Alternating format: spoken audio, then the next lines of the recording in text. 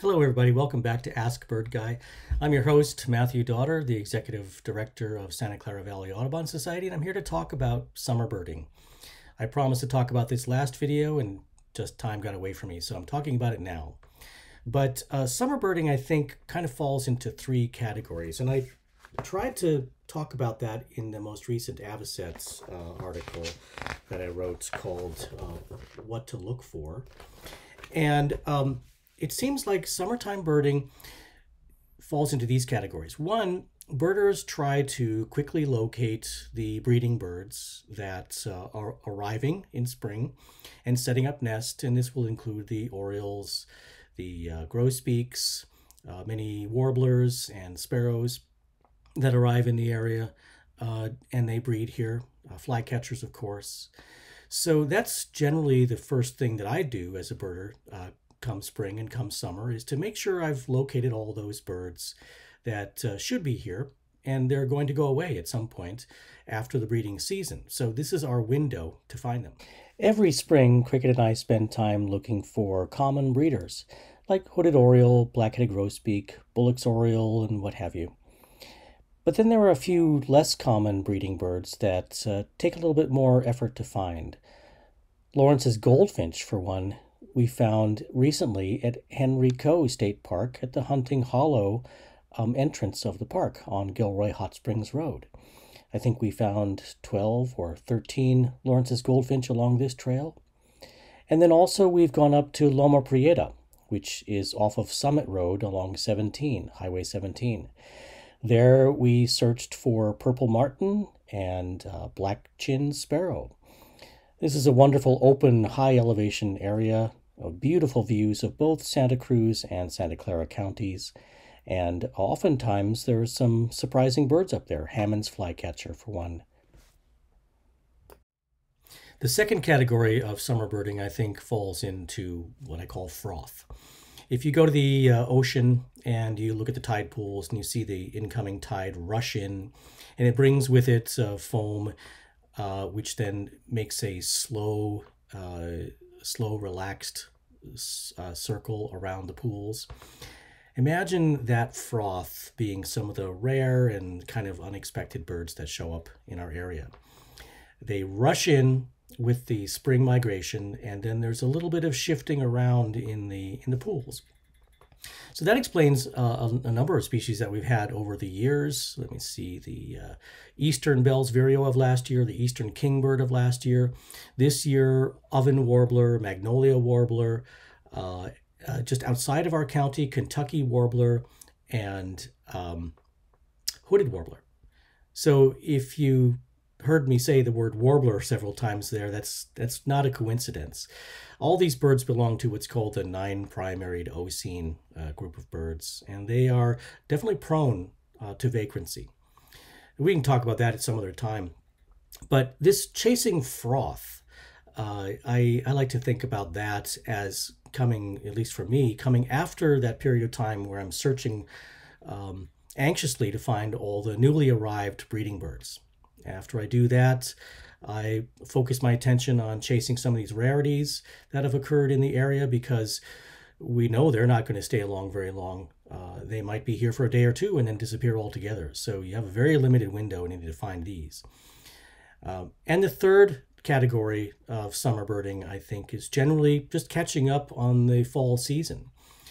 So, for example, Wilson's phalaropes are here right now in small numbers, and I haven't seen them yet this year, so I'll probably go see if I can find some of those. They'll reappear after migration, but I might as well get a jump on it if I can. Then, of course, there's a fourth category which doesn't really apply to us here, but it'd be pelagic birding.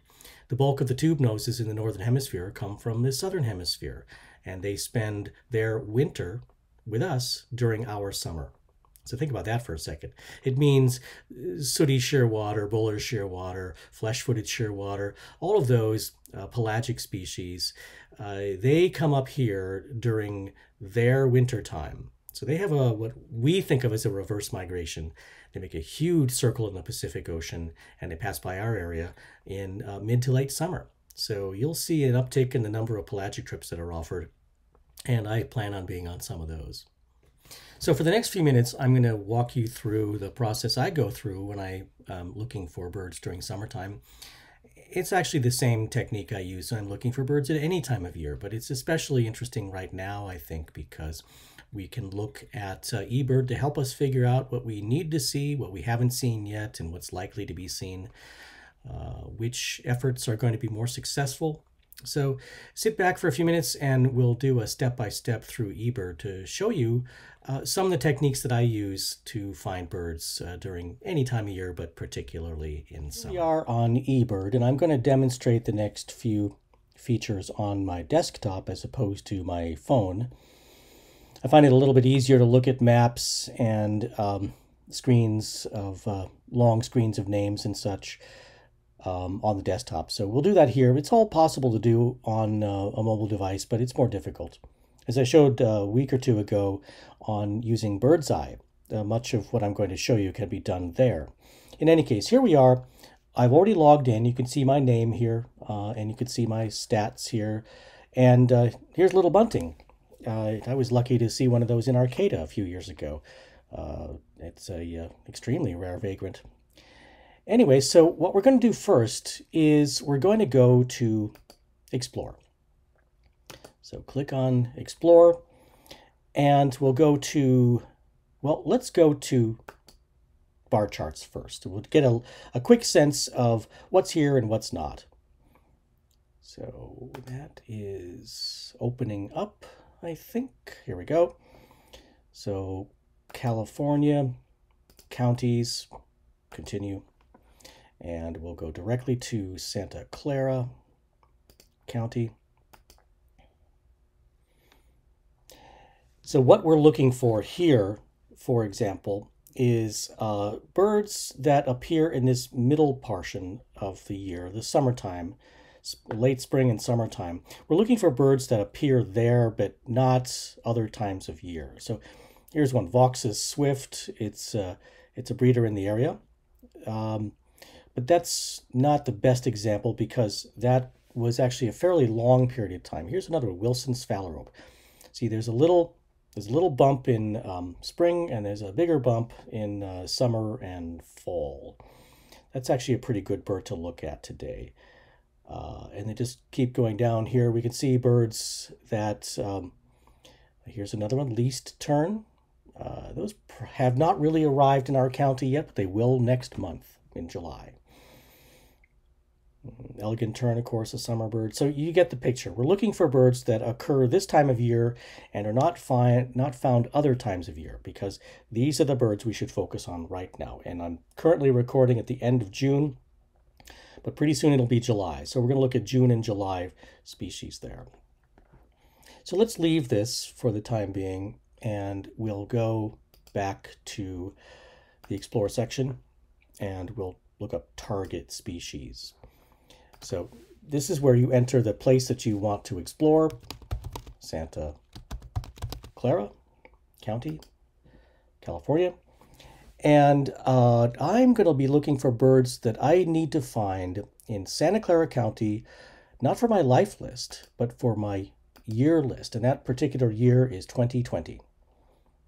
So the birds that are going to be revealed when I click this Show Target Species are birds that I have not yet seen this year, and they can be found, but let's take a look at northern pintail. I apparently have not seen that yet this year. Let's look at the map.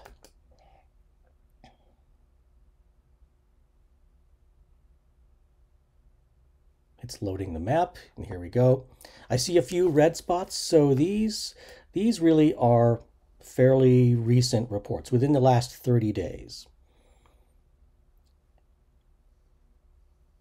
And it looks like there was one seen at the West Pond at Sunnyvale Water Pollution Control. There's one at this pond, which is it A4? And there's one seen at the EEC. I was just there today and did not see any pintail, but that doesn't mean anything. There's plenty of time to see that. It's a winter bird. So I think pretty soon we should find many, many more of them, and I don't need to really focus on that one at the moment. So let's go back to this list. Let's look at Wilson's phalarope. There we go. So you can see here, not very many reports, but they're all focused around the bay in El Viso and also the Sunnyvale Ponds. And to be quite honest, I was here today and didn't see any, but I didn't spend that much time looking because I think they're going to be around for a little while. I think we're going to see them through the end of July. So I'm not in a great rush. Plenty of time to find it. Right now it's a little harder because there are just fewer of them, but pretty soon there'll be more. Let's go down this list again. So you can see, oh, Osprey. Actually, I have seen Osprey this year. I neglected to put it on one of my earlier checklists, and I've been meaning to fix that, but I haven't done it yet.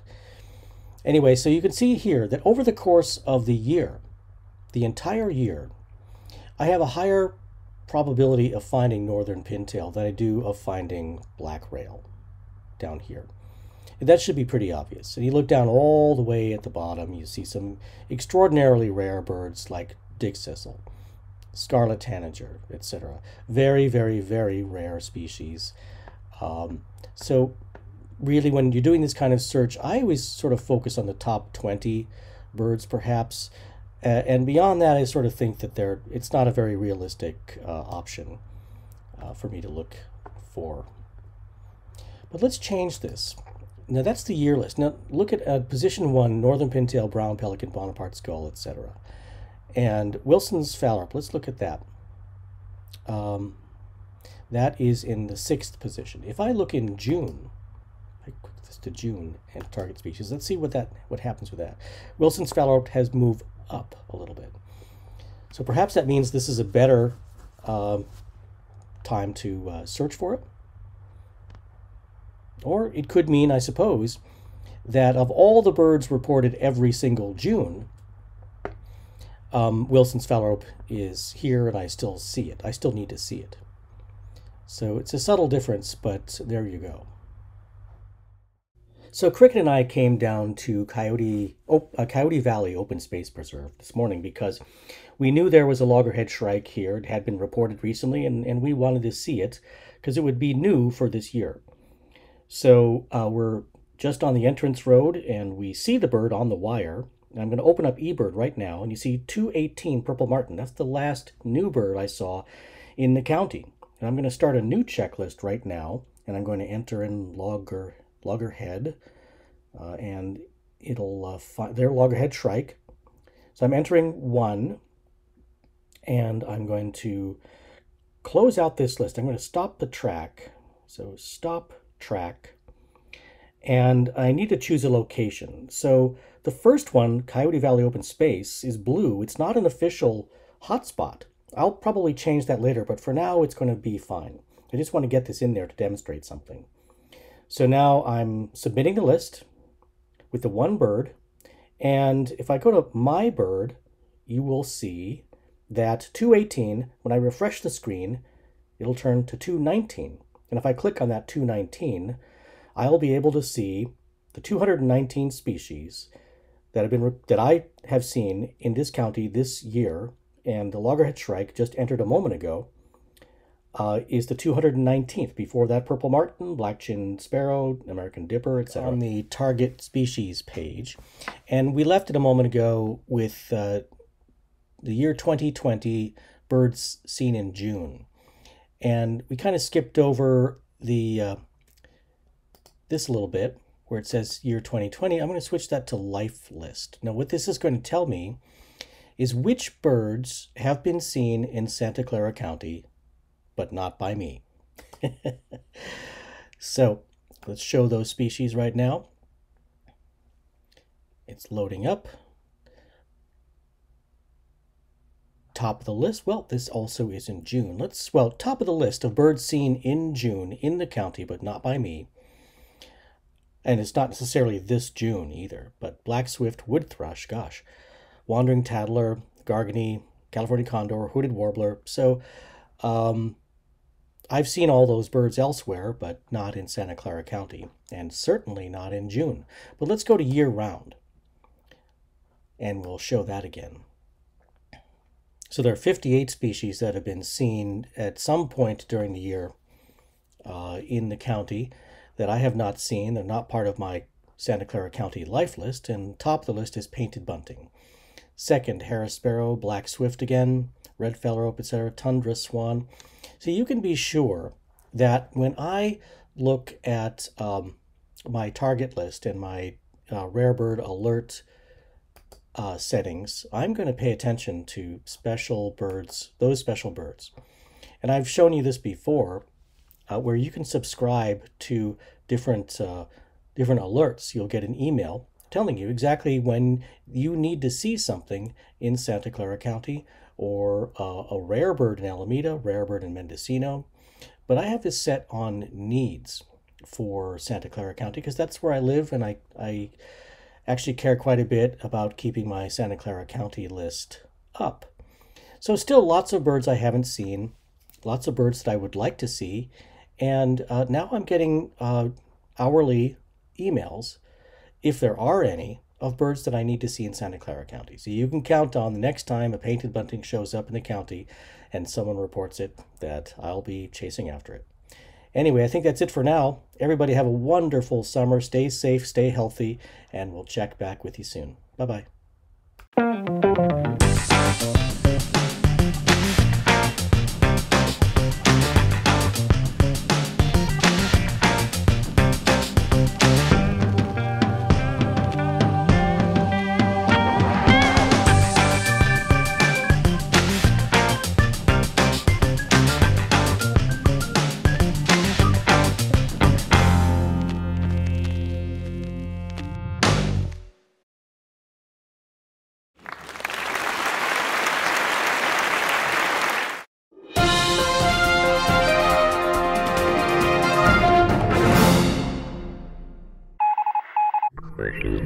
This is